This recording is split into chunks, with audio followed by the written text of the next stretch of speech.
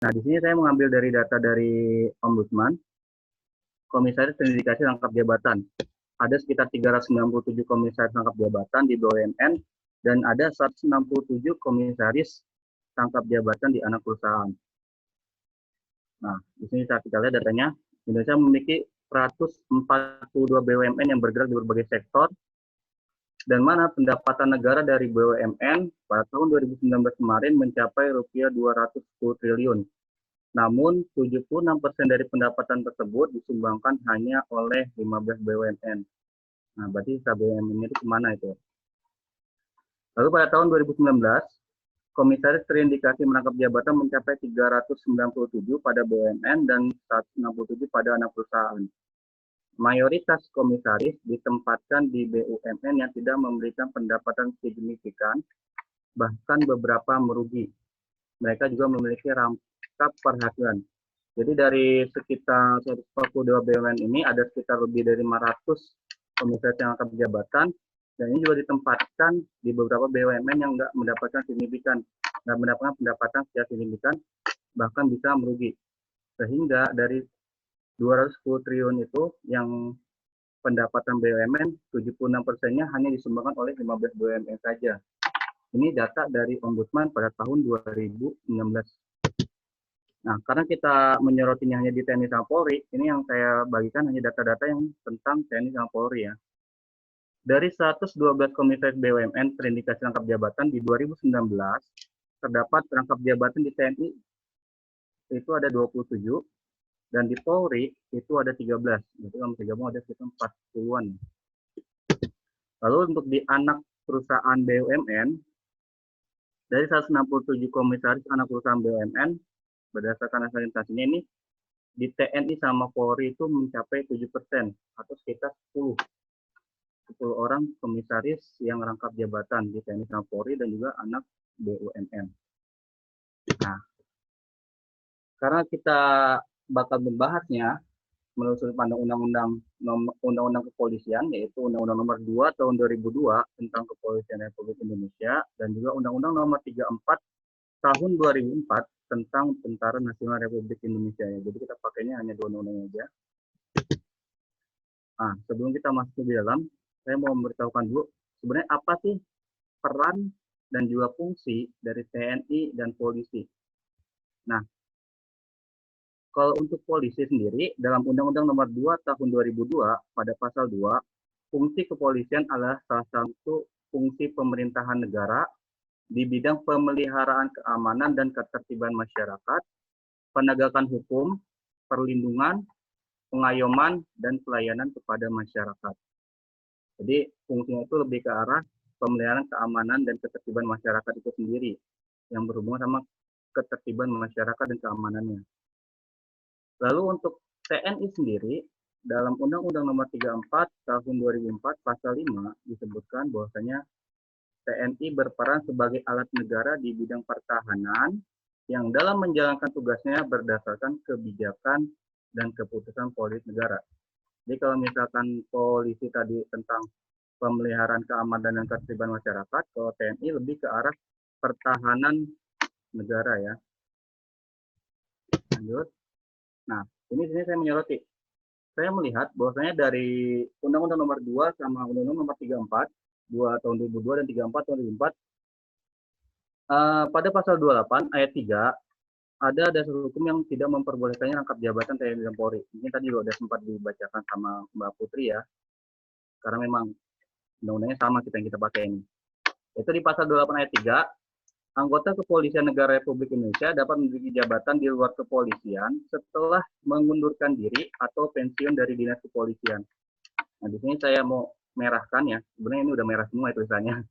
Yang saya garis bawahi, yaitu setelah mengundurkan diri atau pensiun dari dinas kepolisian. Nah, dalam penjelasannya, pasal 28 ayat 3, yang dimaksud dengan jabatan di luar kepolisian adalah jabatan yang tidak mempunyai sangkut paut dengan kepolisian atau tidak berdasarkan penugasan dari Kapolri. Tadi sudah disebutkan juga sama Mbak Putri tentang KPK ya, yang mana penyidiknya boleh rangkap jabatan di polisi. Karena memang kalau secara institusinya memang masih bersangkutan dengan kepolisian, dan juga memang udah ada undang-undangnya tadi dibilang untuk spesialis delegat lagi general itu memang diperbolehkan, tetapi di luar jabatan tersebut kalau misalnya kita mengacu dari undang-undang ini maka bisa dipastikan semua jabatan publik kalau misalkan tidak di luar kepolisian maka itu harus mengundurkan diri atau pensiun dari dinas kepolisian. Nah, bagaimana dengan TNI? TNI juga di Undang-Undang Nomor 34 Tahun 2004 pada pasal 47 ayat 1, prajurit hanya dapat menduduki jabatan sipil setelah mengundurkan diri atau pensiun dari dinas aktif keprajuritan. Jadi juga prajurit hanya dapat menduduki jabatan sipilnya setelah mengundurkan diri atau pensiun dari dinas aktif keprajuritan. Lanjut ya. Nah, ini tadi juga disebutkan di pasal 3-nya, prajurit aktif dapat memiliki jabatan pada kantor yang membidangi tentang pertahanan negara, seperti koordinator bidang politik dan keamanan negara, pertahanan negara, sekretaris militer presiden, intelijen negara, sandi negara, lembaga ketahanan nasional, Dewan Pertahanan Nasional, Search and Rescue Nasional, Narkotika Nasional, dan Mahkamah Agung. Sebenarnya saya agak menyoroti untuk yang jabatan yang ke-10 ini untuk Mahkamah Agung. Saya sebenarnya agak aneh juga ya, kenapa untuk Mahkamah Agung ini harus ada dari prajurit aktif boleh rangkap jabatan dari TNI, boleh rangkap jabatan di Mahkamah Agung. Kalau misalkan dilihat dari kesemua ini yang 9 itu, kebanyakan di bidang pertahanan negara. Akan tetapi yang di Mahkamah Agung ini malah saya rasa lebih ke arah hukum ya, bukan keamanan negara, bukan pertahanan negaranya. Kan kalau misalnya dari 9 yang lain itu kan berbeda sendiri. Makanya ini Mahkamah Agung juga sebenarnya saya agak menarik juga untuk dibahas ini. Kenapa Mahkamah Agung bisa ada di jabatan yang diperbolehkan rangkap di kalangan TNI. Nah, lalu pada peraturan pemerintah, ini turunan dari Undang-Undang ASN yang tadi disebutkan sama Mbak Putri. Pada pasal 147, jabatan ASN tertentu di lingkungan instansi pusat tertentu dapat diisi oleh prajurit Tentara Nasional Indonesia dan anggota Kepolisian Negara Republik Indonesia sesuai dengan kompetensi berdasarkan ketentuan peraturan perundang-undangan. Ya, kalau misalkan dilihat di sini, berarti yang memang bisa mendudukinya untuk jabatan dari TNI dan juga anggota Kepolisian Negara Republik Indonesia berarti hanya di lingkungan instansi pusat, bukan di lingkungan pemerintahan daerah. Dan juga itu harus sesuai dengan kompetensi berdasarkan ketentuan peraturan perundang-undangan. Nah, kalau misalkan kita lihat di Komisaris BUMN itu ada beberapa yang terindikasi dia tidak sesuai dengan kompetensinya berdasarkan ketentuan peraturan perundang-undangan, yang mana peraturan perundang-undangan ini kembali ke Undang-Undang TNI dan juga Undang-Undang tentang Kepolisian Negara Republik Indonesia. Lalu di pasal 148, jabatan ASN tertentu dapat diisi dari prajurit Tentara Nasional Indonesia dan anggota Kepolisian Negara Republik Indonesia. Ayat 2-nya, jabatan ASN tertentu bagaimana dimaksud pada ayat 1, berada di instansi pusat dan sesuai dengan Undang-Undang tentang Tentara Nasional Indonesia dan Undang-Undang tentang Kepolisian Negara Republik Indonesia. Jadi kembali lagi ke Undang-Undang tentang TNI dan juga Undang-Undang tentang Kepolisian Negara Republik Indonesia. Nah, ini saya mau sedikit memberi tahu teman-teman ya beberapa dampak dari rangkap jabatan tuh. Yang pertama ada benturan regulasi. Nah, ini tentunya pasti ya kalau misalkan di regulasi Undang-Undang TNI sama Undang-Undang Kepolisian itu tidak memperbolehkan, lalu tiba-tiba ada pengangkatan di komisaris atau di jabatan publik lain yang tidak sesuai dengan kompetensi Polri sama TNI, yaitu keamanan dan pertahanan, maka terjadi benturan regulasi pastinya. Yang kedua ada pemborosan atau double gaji. Seperti kita ketahui ya, ketika mereka menjabat double rangkap jabatan, otomatis gajinya pasti juga double kan. Nah, ini juga bisa menjadi pemborosan double gaji. Lalu menghilangkan profesionalisme, karena nanti kita ketahui bahwasanya orang yang rangkap jabatan itu dia bakalan berada akhirnya di dua tempat. Ada yang satu di komisaris BUMN atau di instansi pemerintah lain, yang satunya lagi itu ada di kepolisian atau di TNI. Nah, terus ada menurunkan moral dan semangat ASN. Jadi kalau misalkan teman-teman perhatikan ya, untuk rangkap jabatan ini biasanya ketika jabatan publik itu dia bakal membuat ASN yang berada di lingkungan jabatan tersebut tuh menjadi moralnya turun. Karena apa? Karena harusnya dicapai sama ASN tersebut, akan tapi diambil alih oleh yang rangkap jabatan ini. Jadi itu bisa menurunkan moral dan semangat ASN. Kalau tidak efeknya pekerjaan atau terbengkalai di satu sisi. Nah, ini yang tadi sama kayak menggunakan profesionalisme, itu juga membuat jadi kinerja di salah satu bidangnya bakal menurun, terbengkalai di satu sisi. Bahkan sempat baca berita saya yang mengatakan bahwasanya bila mana angkap jabatan itu di salah satu sisinya itu bakal ditinggal terus karena memang pasti lebih mementingkan yang salah satunya. Nah, ini tidak sesuai tugas pokok TNI dan polisi, yaitu menjaga keamanan dan juga pertahanan. Lalu juga ada bisa jadi terindikasi penyalahgunaan wewenang dari TNI sama polisi ketika dia merangkap jabatan. Karena di satu sisi dia sebagai komisaris atau jabatan publik lainnya, di satu sisi dia masih mempunyai wewenang sebagai polisi atau TNI aktif. Nah, ini ada beberapa perkataan yang menarik yang saya beberapa kutip dari beberapa lembaga. Yang pertama dari Alam Syahsaragi, Komisioner Ombudsman Republik Indonesia, polisi yang masih aktif tentu memiliki pengaruh dan bisa saja digunakan untuk kepentingan tertentu. Yang kedua ada dari Koordinator Komisi untuk Orang Hilang dan Korban Tindak Kekerasan, penempatan polisi di banyak jabatan sipil akan membahayakan demokrasi di Indonesia. Lalu selanjutnya dari peneliti ICW, Polri sepatutnya berkonsentrasi membenahi masalah internal lembaganya daripada menyebar banyak perwira polisi di sejumlah lembaga pemerintahan. Kalau dari Beni Wijaya, keterlibatan polisi dalam struktur korporasi BUMN bisa menambah masalah sengketa agraria yang marak terjadi karena aktivitas BUMN. Lalu juga ada, saya melihat polisi saat ini menjadi sosok tua yang gemuk dan tidak lincah. Ibaratnya kalau orang gemuk itu, dia harus diet ketat dan olahraga lebih keras, bukan malah menambah ukuran baju seperti ini. Itu dari Bambang Rusminto ya. Lalu juga ada Desmond dari anggota DPR Partai Gerindra. Anggota polisi yang menduduki jabatan di luar institusinya harus mundur karena itu melanggar undang-undang kepolisian.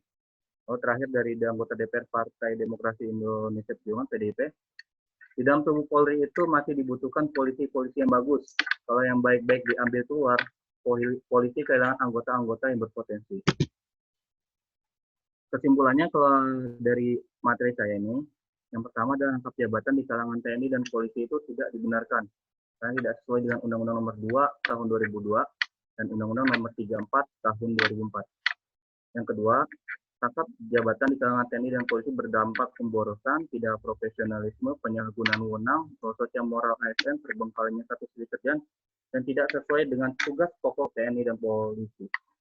Mungkin dari saya cukup sekian untuk materinya. Mungkin nanti bisa teman-teman kita sambil sharing-sharing bareng aja. Kalau misalnya ada pertanyaan-pertanyaan bisa diarahkan ke saya atau Mbak Putri. Saya kembalikan ke moderator. Monggo Mas moderator. Oke, terima kasih buat Mas Ahmad Rehan untuk materi yang cukup menarik pada malam hari ini. Setelah kita mendengarkan kedua pemateri kita menyampaikan materinya, tibalah saat di mana kita akan membacakan pertanyaan yang ditujukan oleh kedua pemateri kita pada malam hari ini. Untuk pertanyaan yang pertama, di sini ada dari Mbak Liza Zulhijjah. Pertanyaannya seperti ini, apakah secara hukum diperbolehkan rangkap jabatan TNI Polri di BUMN? Kalau diperbolehkan, apa dasar hukumnya? Kemudian, apakah urgensi rangkap jabatan TNI Polri di BUMN menurut Mbak Putri dan Mas Rehan memenuhi aspek transparansi, profesionalisme, dan good governance? Itu untuk pertanyaan yang pertama, monggo langsung dijawab untuk kedua materi atau dibacakan pertanyaan keduanya. Gimana? Langsung dijawab dulu aja ya. Terserah mau buat Mbak Putri dulu apa Mas Rehan? Gimana Mbak Putri? Mbak Putri senang kali ya? Ya nampaknya kedua pemateri kita ini sangat bersemangat pada malam hari ini. Baik, kamu jawab yang secara hukum jabatan TNI atau Polri di BUMN. Aku yang kedua, urgensinya. Oke ya. Kalau gitu saya mencoba menjawab pertanyaan dari Mbak Liza Zulhijjah. Ini menarik sekali ya, bagaimana apakah diperbolehkan rangkap jabatan TNI atau Polri di BUMN? Kalau diperbolehkan, apa dasar hukumnya, Kak? Nah, ini kalau saya pribadi melihatnya adalah bagaimana tergantung BUMN-nya. Maksudnya di sini, apakah BUMN itu sesuai dengan kompetensi di TNI atau Polri? Seperti yang tadi saya sudah bacakan juga kan, di undang-undangnya juga kan. Kalau misalkan BUMN itu tersebut terkait dengan keamanan dan pertahanan negara, maka itu diperbolehkan saja untuk TNI atau Polri itu merangkap jabatan sebagai komisaris di BUMN. Tetapinya kalau misalkan kebalikannya, tidak ada sangkut pautnya antara TNI dan Polri tersebut di BUMN tersebut, maka ini yang dipertanyakan. Pilihannya tadi kalau misalkan dari Mbak Putri itu antara dia mundur dari komisaris itu atau dia pensiun dari instansi TNI atau Polri tersebut. Itu mungkin dari saya. Mungkin nanti kalau saya ada tambahan dari Mbak Putri juga kita silakan.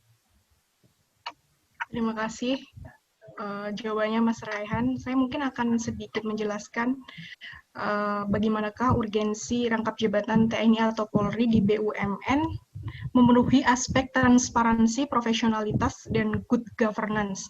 Sebenarnya kalau pertanyaannya seperti ini, mau menjawab tergantung personnya pun juga nggak salah ya, tetapi perlu diingat bahwa aspek transparansi, profesionalitas, dan good governance itu selain itu masih banyak asas-asas dalam pemerintahan yang baik yang tidak hanya mencakup 3 itu, masih banyak. Misalnya ada asas tertib penyelenggaraan pemerintahan negara. Jadi di situ aspek hak dan kewajiban seorang pejabat itu juga harus seimbang dengan apa yang menjadi kepentingan umum gitu loh. Tidak hanya 3 aspek itu, sebenarnya masih banyak gitu loh. Ada tambahan nggak, Ray, kira-kira masalah ini? Aspek transparansi, profesionalitas, dan good governance. Kalau misalnya berangkat dari kasus-kasus yang sudah terjadi, ya berarti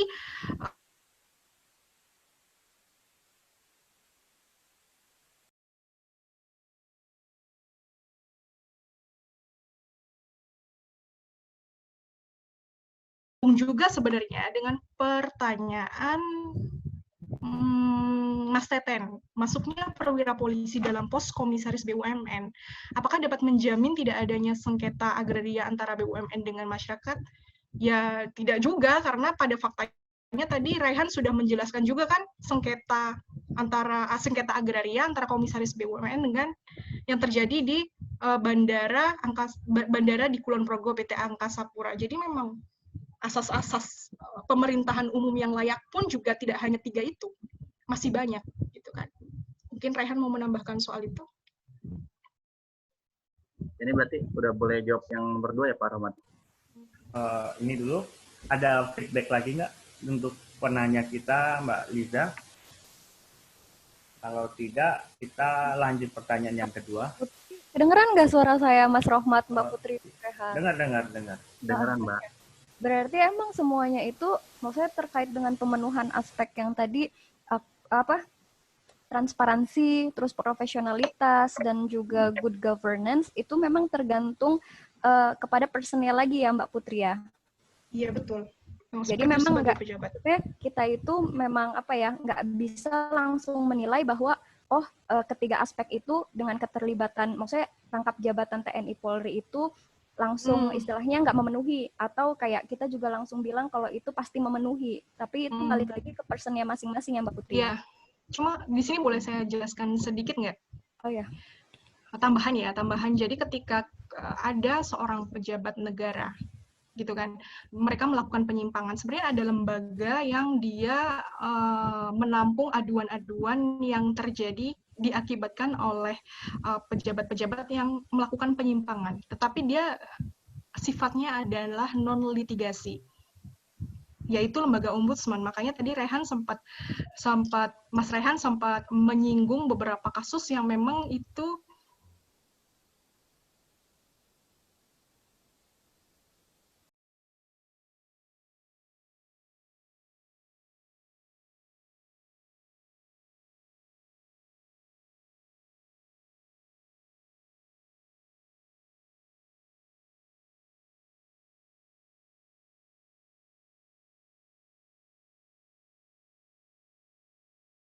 Wah, Mbak Putri bisa ada pun. Kayaknya ini Mbak Putri disadap atau gimana ya? Tiba-tiba kehilangan sinyal gitu. Oke, gimana Mbak Liza? Rangkap jabatan dari udah kembali lagi institusi yang sudah masuk ke juga selain kedengeran nggak sih? Udah ada lagi Mbak Putri. Gimana Mbak Liza? Ada feedback? Kalau tidak, udah cukup sih untuk saat ini Mas. Mungkin nanti kalau misalnya ada pertanyaan lagi ya. Oke, inilah lanjut untuk pertanyaan kedua. Tapi sebelumnya saya informasikan untuk malam hari ini, untuk yang ingin diskusi lebih lanjut, memiliki waktu lebih banyak untuk ngobrol-ngobrol, bisa floor lebih jauh terkait materi kita pada malam hari ini, bisa gabung lagi ke link yang sudah masuk ya, sebelumnya dibagikan, itu masuk lagi dan kita akan diskusi. Nah, di situ tidak semuanya berhak untuk berbicara lagi tanpa adanya pembatasan waktu. Ini lanjut lagi untuk pembicaraan yang kedua, pertanyaan yang kedua, maaf. Ini dari Mas Teten ya. Mas Teten menanyakan pertanyaannya, masuknya perwira polisi di dalam pos komisaris BUMN apakah dapat menjamin tidak adanya sengketa agraria antara BUMN dengan masyarakat? Terus mengingat pada waktu itu masyarakat Jogja khususnya di Kulon Progo tanahnya digusur oleh PT Angkasa Pura terkait pembangunan Bandara Baru Yogyakarta. Gimana, monggo kedua pemateri bisa menanggapi pertanyaan dari Mas Teten? Aku dulu ya. Ya boleh, monggo. Udah tak singgung sedikit tadi ya, masuknya perwira polisi di dalam pos komisaris BUMN apakah dapat menjamin tidak adanya sengketa agraria antara BUMN dengan masyarakat atau tidak. Yang jelas ketika seorang komisaris BUMN dia berasal dari TNI atau Polri, berarti secara langsung status dia sudah menjadi pejabat, di mana pejabat itu harus melaksanakan fungsi pemerintahan gitu kan. Nah, ketika fungsi pemerintahan itu tidak dijalankan dengan baik atau tidak dibarengi dengan asas-asas umum pemerintahan yang layak, ya tentunya itu bisa terjadi penyimpangan dan bukan sebuah jaminan juga ketika perwira atau dari militer masuk ke komisaris, kemudian dia menjabat dan dia bakalan melakukan asas-asas umum pemerintahan yang lain, kan nggak ada yang menjamin itu gitu loh. Buktinya sudah terjadi gugatan, banyak terjadi ya gugatan antara pemerintah dengan masyarakat seperti itu. Tambahan mungkin dari Rai. Saya tambahkan ya, untuk masuknya perwira polisi di dalam pos komisaris BUMN, apakah dapat menjamin tidak adanya sengketa agraria antara BUMN dan masyarakat? Saya katakan hal ini tidak menjadi jaminan ketika ada perwira polisi masuk ke dalam pos komisaris BUMN. Bahkan, ya kalau misalkan saya bisa sedikit ini ya, berimajinasi ya, bukan berimajinasi ya, saya melihat dari tadi dampaknya, salah satunya adalah penyalahgunaan wewenang. Nah, ini bahkan bisa menambah mempersulit atau memperkusut ya dari pembangunan Bandara Baru Yogyakarta, yang mana tadi kalau misalkan dilihat apabila dia komisaris itu dari perwira polisi yang merangkap, bisa saja malah menggunakan wewenangnya bukan sebagai komisaris BUMN itu, akan tetapi menggunakan wewenangnya sebagai komisaris polisi untuk untuk masalah sengketa terhadap pembangunan Bandara Baru Yogyakarta itu. Jadi sekali lagi saya katakan, ketika ada perwira polisi dalam pos komisaris BUMN itu tidak menjamin sama sekali akan tidak adanya sengketa agraria antara BUMN dengan masyarakat, bahkan malah bisa memperluas. Makanya saya sebenarnya dari awal memang bilang kayaknya untuk rangkap jabatan di TNI dan Polri ini harusnya tidak ada. Oke gitu Pak Rahmat. Ini unlimited jadi.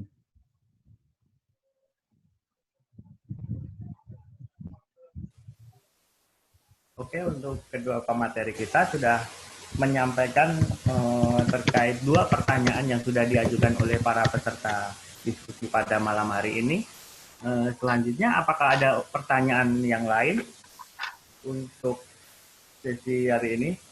Itu ada yang memberikan pandangan, Pak. Oh, gitu ya. Sebenarnya Dari dalam, boleh nggak dari sih dalam ini? video. Sebenarnya boleh nggak sih moderator ini bertanya soalnya ada keresahan hati dari sisi pemateri. Tapi monggo untuk Mas Abdi yang tadi ingin membicarakan tanggapan. Tapi karena ini sudah habis ya untuk waktu kita tanya jawab kepada pemateri, mungkin kita bisa langsung saja dibuka sesi diskusi umum ya. Gimana? Monggo, setiap orang berhak untuk bertanya, mengapresiasi, menjawab atau menanggapi masing-masing penanya yang lain. Dan di sini monggo dimulai dari Mas Abdi yang tadi ingin menanggapi. Nampaknya ini semangat sekali Mas Abdi ini. Monggo Mas Abdi. Terima kasih Pak Moderator. Assalamualaikum, selamat malam kawan-kawan. Semoga sehat selalu. Sehat. Jadi aku sih sebenarnya nih aku udah dari tahun lalu sih tertarik bahas masalah rangkap jabatan di institusi pemerintahan ini. Jadi tadi teman-teman udah banyak lah bahas mengenai peraturan perundang-undangannya, baik dari undang-undang ASN, TNI, sampai Polri.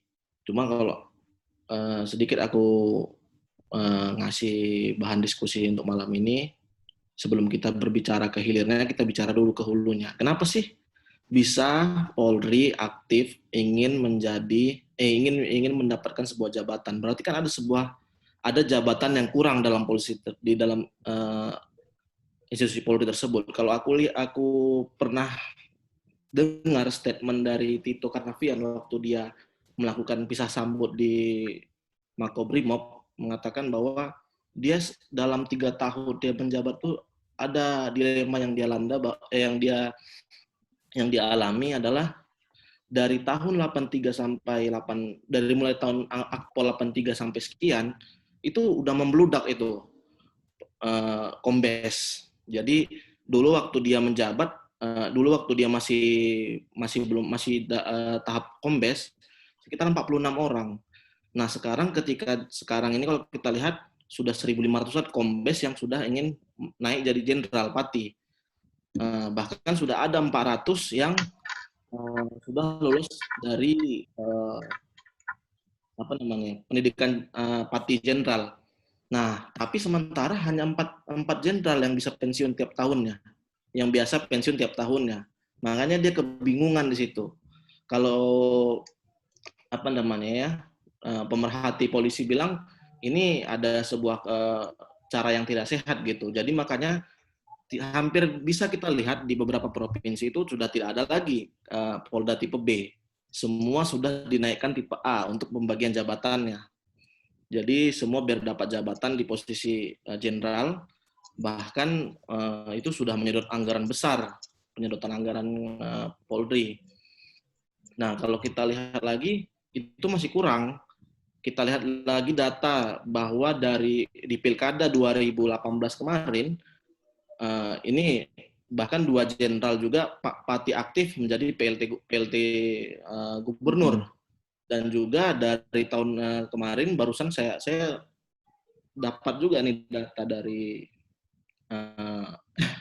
di CNN nih, kata ada Pati aktif yang menjadi dirjen pas di Kumham dan juga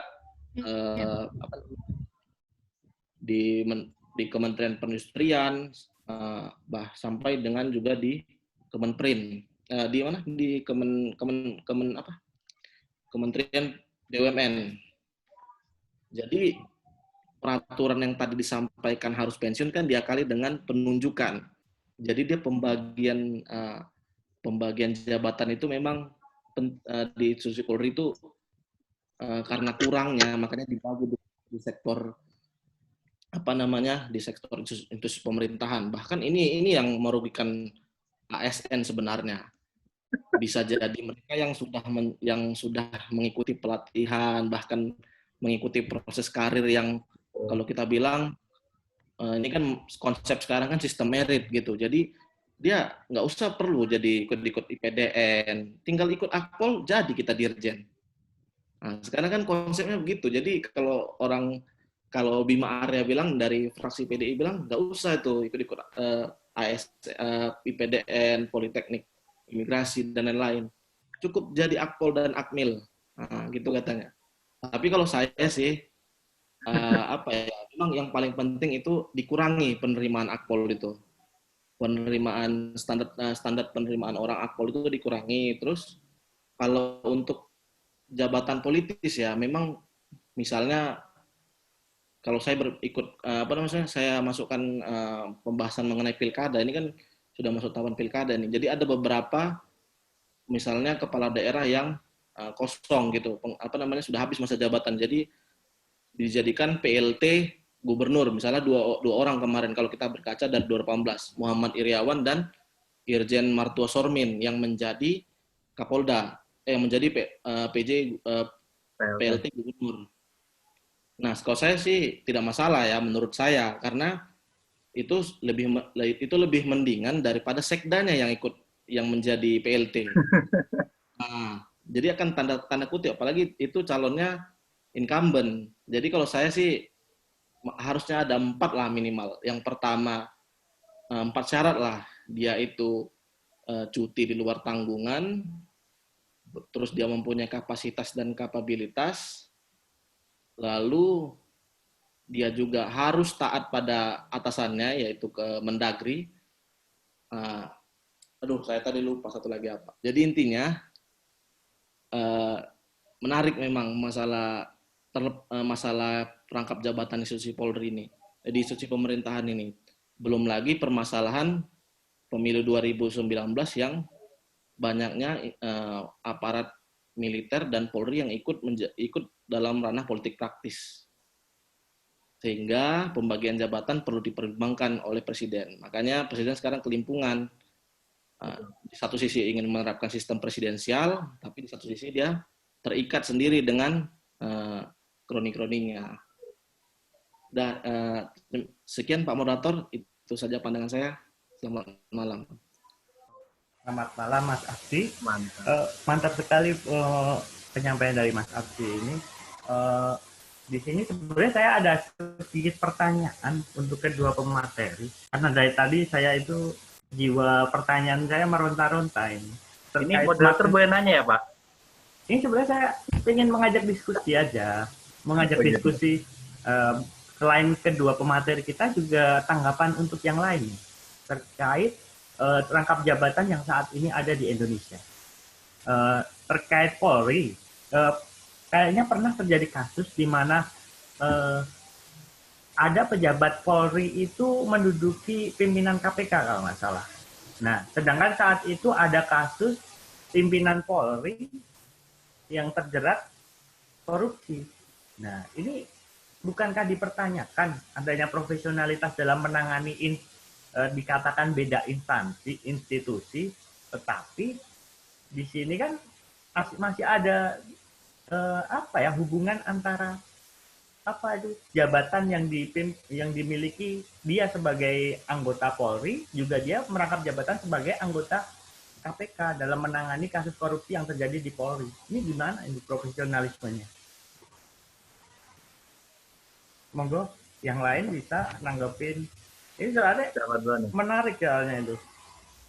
Aku dulu Pak. Boleh. Aku sebenarnya menanggapi juga sih ya tadi keresahan dari Mas Abdi ya.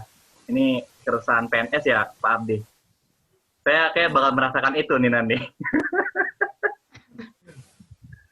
Karena memang ketika kita sudah menjadi ASN, itu kan berarti kita kayak pagi ASN yang struktural ya, itu kan bakal menapaki jejak karir ya, tadi seperti dibilang Mas Abdi itu. Dan lalu tiba-tiba ada dari TNI atau Polri atau dari instansi lain mungkin yang langsung masuk menjadi atasan kita. Ini sebenarnya memang agak aneh sih ya Pak Abdi. Memang kalau misalkan bisa jangan sampai terjadi ya, apalagi kalau misalkan di Bawaslu terjadi seperti itu ya, itu agak bahaya ya Pak Abdi. Oke, dan juga mungkin saya menanggapi ya, memang tadi usulan Pak Abdi juga bagus juga sih untuk lebih sedikit mempersedikit yang lulus di Akmil sama Akpol untuk bisa masuknya itu. Tapi di satu sisi itu menjadi kendala bagi pemerintah karena memang di Indonesia ini kita sedang lagi masa bonus demografi, yang mana lagi banyak-banyaknya orang. Kalau misalkan mereka itu tidak masuk di situ dan juga tidak masuk di tempat lain, itu bakal dipertanyakan juga mereka bakal masuk kemana itu. Sementara mereka banyak. Lalu juga tadi yang masalah PLT gubernur itu ya, itu sebenarnya juga memang harusnya ya, kalau misalkan kita melihat dari undang-undang TNI sama undang-undang polisi, itu harusnya tidak diperbolehkan. Karena memang itu udah menjabati jabatan politik, menjadi pelaksana tugas gubernur, meskipun waktu itu di daerah Sumatera ya kalau nggak salah Pak Abdus, itu memang lagi kekosongan gubernur kalau nggak salah. Tapi ya kalau secara undang-undangnya harusnya itu tidak diperbolehkan. Lalu tadi masuk ke pertanyaannya Mas Rahmat mengenai rangkap jabatan di situ, dia sebagai ketua KPK dan juga dia sebagai anggota aktif dari polisi. Itu saya lihat kalau misalkan terjadi seperti itu, harusnya ya secara profesionalnya dia harus lebih mementingkan di jabatannya di KPK. Tetapi ya kita nggak bisa memungkiri juga dia juga memiliki jabatan di kepolisian. Tapi ya kita hanya bisa berhusnuzon aja sih Pak, kalau saya pribadi. Bahwa saya dia bisa profesional di KPK itu dengan tanpa ya Pak. Iya, karena kan kita nggak tahu juga ya bagaimana sejatinya ketika dia rangkap jabatan itu. Tapi ya ada suzon juga sih sedikit. Mungkin nanti bisa ditambahkan untuk yang KPK ini dari Mbak Putri mungkin. Untuk yang lainnya, selain Mbak Putri, sebelum Mbak ya, Putri atau yang lain boleh juga sih. Monggo, ini biasanya Mas Farid, ini aktif Mas Teten juga mendengarkan. Dia itu pengamat politik Indonesia yang aku tahu itu untuk Mas Farid ini.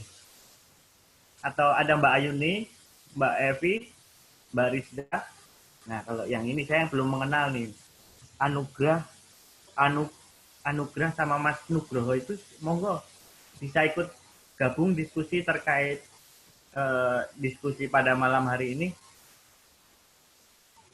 Soalnya saya nggak mengenal nih, tapi pengen mengenal. Tak kenal maka tak sayang kalau orang mengatakan ya. Tak kenal maka taruh Pak. So, itu kalau lawan jenis. Kalau masak sama cowok tak kenal maka tak sayang kan ya. Ta'aruf ya gimana. Untuk menunggu tanggapan mereka, monggo Mbak Putri nanggepin diskusi yang ini tadi yang disampaikan Mas Rehan, lanjutannya monggo. Mbak Putri, diam aja dia. Dan dia keluar. Oh enggak, itu tiba-tiba pindah. Kuota aku kayaknya sekarat, nanti mungkin aku isi pulsa tiba-tiba lupa. Masalah rangkap jabatan di yang tadi case-nya yang udah digelontorkan sama Pak Rohmat, yang jelas sebenarnya sudah ada payung hukumnya kan. Kapolri pun bisa untuk memberikan semacam surat tugas kepada anggotanya untuk menduduki satu jabatan tertentu. Jadi dari perspektif saya, secara jabatan dia legal untuk menduduki jabatan tersebut. Tapi kalau kita berbicara masalah profesionalitas, ketika publik melihat bahwa ada penyimpangan yang dilakukan oleh pejabat tersebut, maka tentunya kita sudah bisa menilai sendiri dia profesional atau tidak gitu. Pasti sudah paham kan semuanya yang di sini. Tadi kita kan udah beberapa kali membahas mengenai prinsip profesionalitas dalam asas-asas umum pemerintahan yang layak. Kembali lagi ke situ, karena memang di situ dasarnya. Makasih. Mas Kana ini dari tadi saya belum mendengar suara dari Mas Kana. Seorang dosen, siapa tahu punya pandangan lain terkait rangkap jabatan di institusi TNI dan Polri. Halo Mas Kana. Untuk yang lain monggo, saya juga bingung nih mau mengajak diskusi apa lagi kalau yang lain itu udah nggak ada pertanyaan, semua materi sudah dibacakan. Gimana? Tuh, Mas. Aku mau nanya dong. Oh ya, boleh Mas Teten. Udah ini bukan nanya sih, kayak pengalamanku ini kan, temanku kan ada yang kerja di BUMN gitu. Nah terus apa sih? Nah di BUMN itu kayak di kantornya itu kayak ada seorang polisi gitu. Nah tapi mereka di polisi itu kayak nggak ada jabatan sama sekali. Dia cuman kayak dibilang satpam, bukan. Hanya ada surat tugas. Nah BUMN itu namanya tuh BUMN PNM Mandiri kalau nggak salah. Pemegang Nasional Nah, Madani ya. itu kayak emang ada buka di apa, minta ke kemana, gak tahu ke Polda atau kemana gitu, pokoknya minta 1 atau 2 orang polisi yang emang buat ditempatkan di kantor itu. Nah tapi sistemnya kontrak, jadi dan dia tuh punya gaji dari PNS-nya, dari polisinya, dan gaji dari BUMN-nya. Nah itu, apakah itu termasuk rangkap jabatan bukan sih? Soalnya kan dia itu kayak nggak ngejabat sama sekali gitu kan. Mungkin bisa juga katanya tuh bisa jadi supir, bisa jadi pokoknya multifungsi lah dia tuh tugasnya. Nah apakah itu termasuk rangkap jabatan atau bukan gitu? Tapi itu sistemnya kontrak seperti itu.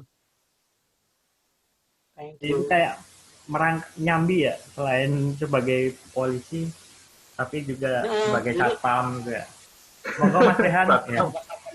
Lah katanya tadi butuh satpam dan minta kali di kepolisian ya.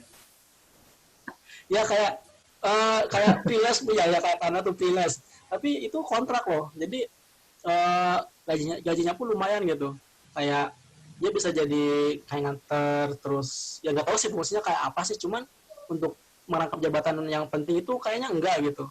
Soalnya kan itu kayak dari polisi biasa gitu, bukan polisi yang emang punya pangkat, enggak. Jadi kayak yang masih muda gitu loh. Nah itu tuh prosesnya pun ada seleksinya gitu kan. Jadi kalau nggak salah ya, dari BUMN-nya minta satu atau dua orang polisi. Nah di kantor Polda atau Polres ya, itu tuh kayak dikasih apa, ini si A, si B, si C untuk kandidatnya. Nah si BUMN-nya itu tetap ada seleksi gitu, seleksi siapa yang layak untuk ditempatkan di BUMN tersebut gitu. Nah tapi emang bukan jabatan yang emang penting juga gitu kan. Nah apakah emang termasuk kasus tersebut termasuk kasus yang emang rangkap jabatan atau bukan gitu? Soalnya kan itu di BUMN juga, cuman sistemnya kontrak seperti itu. Monggo Mas Rehan. Itu masuknya rangkap jabatan juga lah kalau misalkan dia mendapatkan tugas dari pimpinannya. Karena memang yang tadi kita omongin itu kan lebih ke rangkap jabatan untuk yang tinggi ya, jabatannya komisaris di BUMN. Ini kan yang kalau Mas Lama tadi apa stat apa Mas? Ya kayak satpam ya. Freelance gitu ya. Ya, tapi ya kalau misalkan dia mendapatkan surat tugas ya itu hitungannya menjadi rangkap jabatan. Karena tahu saya ya nggak ada yang namanya polisi kontrak di BUMN tapi tanpa sepengetahuan dari pimpinannya. Ini malah jadi nanti aneh kan. Dia bukan ngantornya di mana? Ngantor BUMN atau ngantor di polrinya. Tapi kalau misalnya ngelihat dari kata-kata Mas Teten itu termasuk rangkap jabatan sih. Bukan surat tugas juga sih. Soalnya kontraknya gimana sih Mas Teten? Kayak ini bukan sih. Gini, kan dari misalkan nih BUMN cabang Bandung nih minta seorang polisi. Nah, nanti tuh dari si pusatnya tuh, polisinya tuh direkomendasi ini siapa-siapa aja yang pantas. Nah, tapi misalkan ada 10 orang nih yang pantas, nanti tuh dari BUMN-nya tuh kayak diseleksi lagi mana yang layak.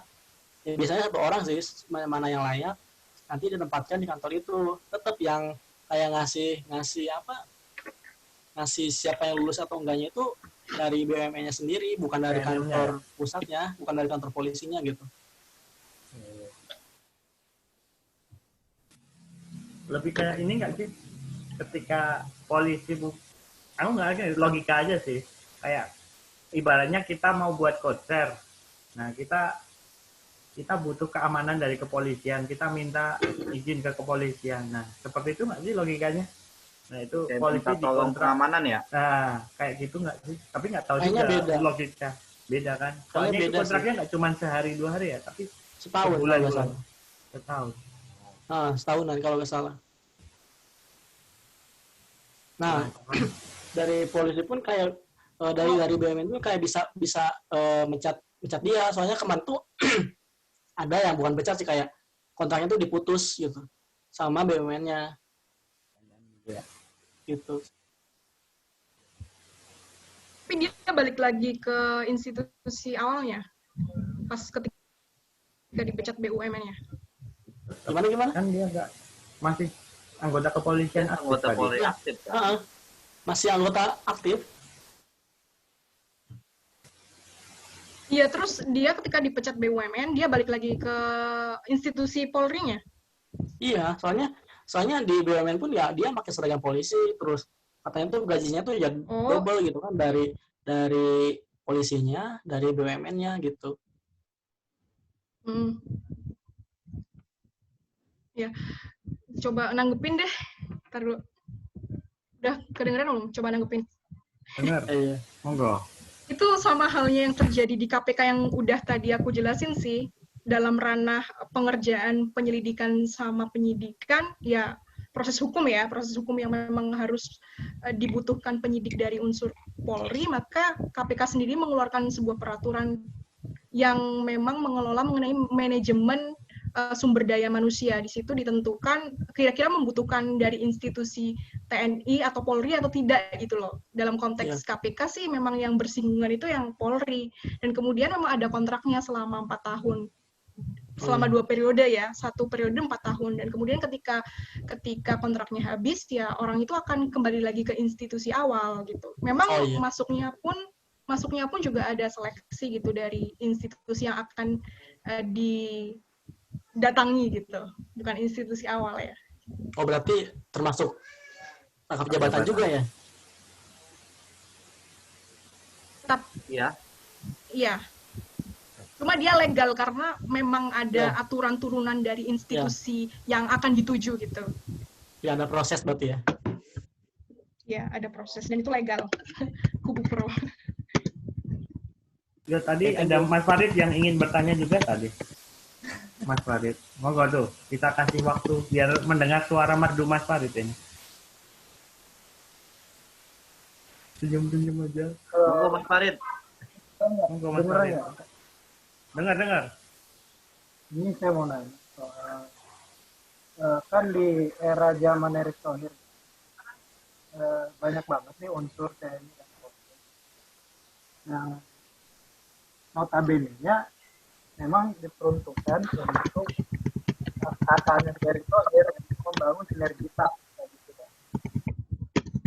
Nah, kan cenderung kalau dilihat bakal ada konflik kepentingan nih kalau diangkat sebagai komisaris ataupun direktur dari unsur TNI Polri.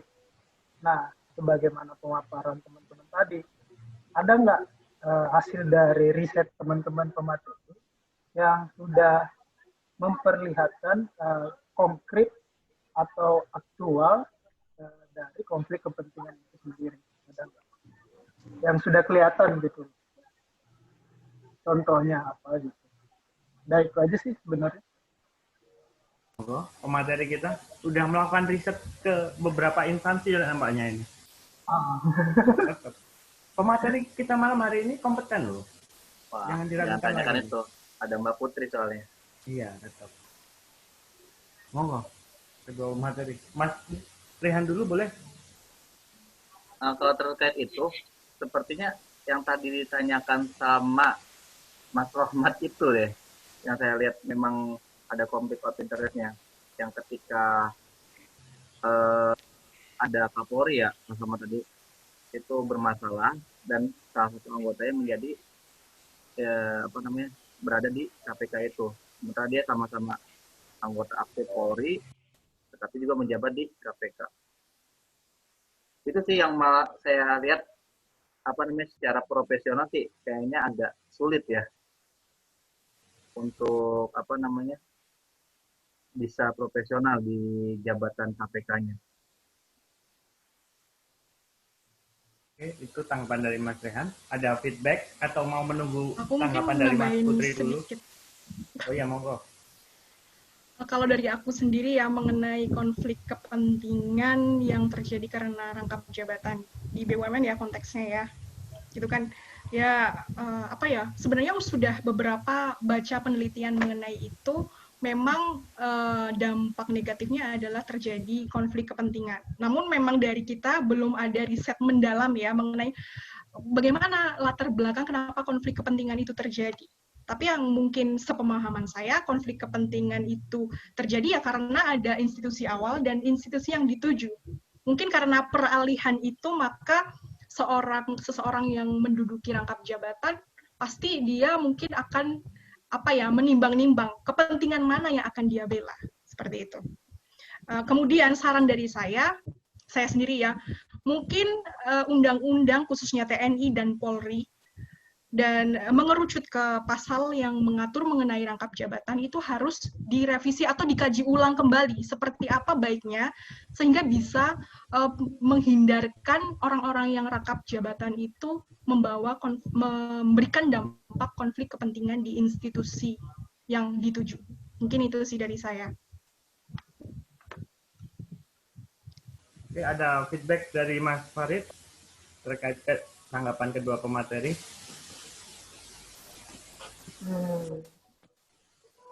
Sebenarnya ini Mas, udah sih sebenarnya kalau memang risetnya. Soalnya saya juga belum tahu nih sebenarnya udah ada nggak sih yang benar-benar kejadian konflik kepentingan memicu perhatian publik kayak gitu. Karena di beberapa media belum pernah nemu juga beritanya kan. Tapi kalau misalnya kemungkinannya banyak. Misal di Badan Intelijen Strategi yang di bidang perhubungan misalnya, tentunya bakal berpengaruh kalau dia merangkap jabatan di BUMN yang sifatnya strategis juga. Soalnya di beberapa itu biasanya kan lalu batu bara itu kan terlaut. Nah kalau mantan Bais menjabat sebagai komisaris ada tuh sebenarnya bisa dicari lagi. Jadi mantan petinggi angkatan laut yang jadi komisaris di salah satu BUMN, saya lupa dia pokoknya di bidang batu bara, entah itu Inalum atau apa lupa. Nah itu kan bisa memicu konflik kepentingan. Misal kepentingan ini kepentingan BUMN harus BUMN di bidang batu bara di dalam proses lalu lintas perairannya itu bisa diutamakan daripada yang lainnya, perusahaan-perusahaan swasta lainnya gitu. Nah, saya pengen tahu ada nggak sih dari teman-teman itu yang sudah nemu gitu. Karena itu cuma masih jadi bayangan-bayangan apakah memungkinkan seperti itu gitu. Udah gitu aja. Kalau saya boleh nanggepin ya terkait adanya konflik kepentingan yang sering muncul. Sebenarnya konflik kepentingan yang sering muncul adanya rangkap jabatan ini ada ketika instansi antara kedua pihak ini bersinggungan. Kayak tadi kasus KPK dengan Polri ketika ada korupsi di jabatan struktural di Polri. Nah, itu ditangani oleh KPK padahal ada pejabat kepolisian di situ, atau Polri dan ada yang jabatannya di instansi misal kementerian misal seperti itu ya. Tapi kan kembali lagi untuk menduduki jabatan tersebut, pejabat kepolisian atau TNI itu tetap melakukan tes fit and proper test ya, iya kan? Komisaris? Nah, ya nggak harus komisaris, tapi beberapa jabatan mereka tetap harus kayak fit and proper test untuk menduduki jabatan tersebut. Ya kan, karena tidak komisaris BUMN kayaknya enggak deh. Nggak tahu juga sih. Ya intinya ada kayak seleksi yang dilakukan oleh ya kalau BUMN mungkin Kementerian BUMN yang melakukan seleksi, nggak tahu bentuknya Menteri, seperti apa, ya kan? Menteri, Tapi ya. kan pasti selalu ada seleksi untuk menduduki jabatan tersebut. Dan ketika kita bertanya tentang instansi Polri dan TNI, kita tidak menutup kemungkinan bahwa kedua instansi tersebut emang dilatih sebagai orang yang disiplin tinggi, berdedikasi tinggi, dan cinta tanah air seperti itu ya. Karena mereka ya dilatih, dididik untuk cinta tanah air seperti itu dibandingkan dengan instansi yang lain. Tetapi konflik kepentingan yang selalu muncul ya kembali lagi apabila secara langsung bersinggungan antara kedua instansi yang diduduki pejabat kepolisian ataupun TNI tersebut. Tetapi ketika tidak ada bersinggungannya, saya rasa kemungkinan konflik kepentingan itu hampir tidak mungkin ada. Dari sudut pandang saya pribadi loh ya ini. Benar-benar. Mau nggak yang lain untuk nanggepin? Mas Rehan tadi mau nanggepin juga. Apa saya nanggepin? Soal saya lihat sih Mas, ini kayak lebih harus kita penelitian lebih lanjut lagi ya mungkin untuk bisa menjawabnya. Takutnya kalau misalkan menjawab saat ini ya kayak lebih mengira-ngira nanti kan. Kesusahan berpikir ya Mas Rehan. Enggak, daripada saya ngira-ngira seuzon nggak baik kok Mas. Oh iya. Tapi ini apa namanya Mas Rahmat, ini saya tadi baca-baca sedikit ada pertanyaan dari Pak Abdi tuh. Oh iya nih, sampai lupa dengan chat. Saya bacakan aja ya. Satu lagi yang menjadi dilema ketika misalnya pernah terjadi sekitar tahun 2018 ada lebih dari 4 daerah yang masa jabatan kepala daerahnya habis, maka dibutuhkan PLT. Nah, kalau ditarik dari pejabat eselon 1 Kemendagri akan habis pejabatnya. Ini dari tadi Mas Abdi ini bersinggungan dengan PNS nih, ASN dari tadi. Direkam loh, Prof. Siapa tahu nih, Bang Abdi ini punya sudut pandang yang lain tentang jabatan di sini. Monggo Mas Abdi menanggapi tindak lanjut daripada penyampaiannya di chat. Tidak, maksud saya itu kan dilema yang kita alami. Maksudnya kadang kan masyarakat awam berpikir, wah kalau misalnya kita taruh dari kepolisian tidak profesional nih, konflik kepentingan, terjadi penyalahgunaan kewenangan, dia akan lebih memilih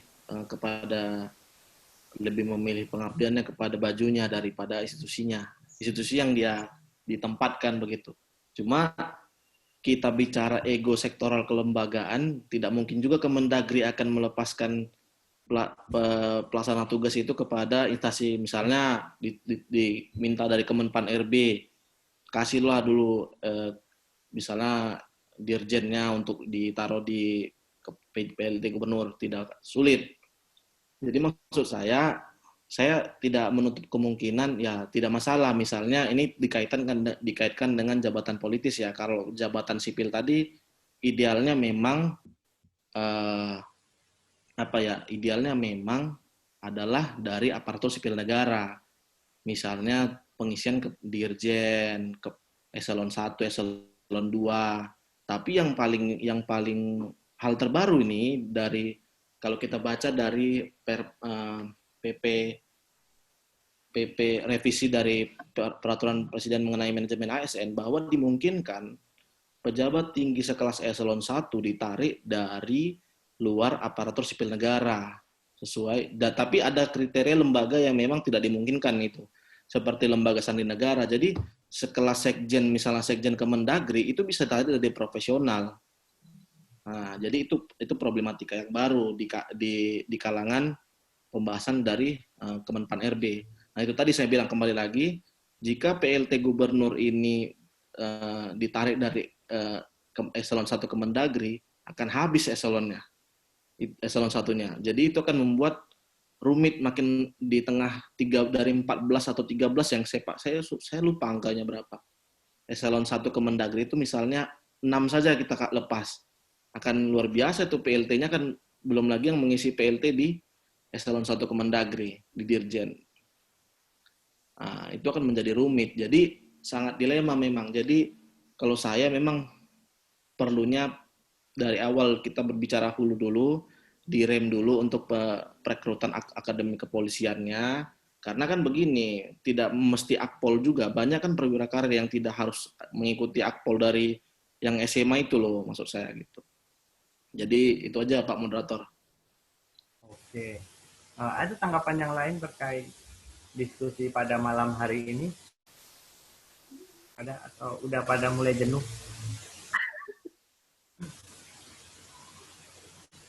Padahal ini cukup menarik terkait adanya rangkap jabatan.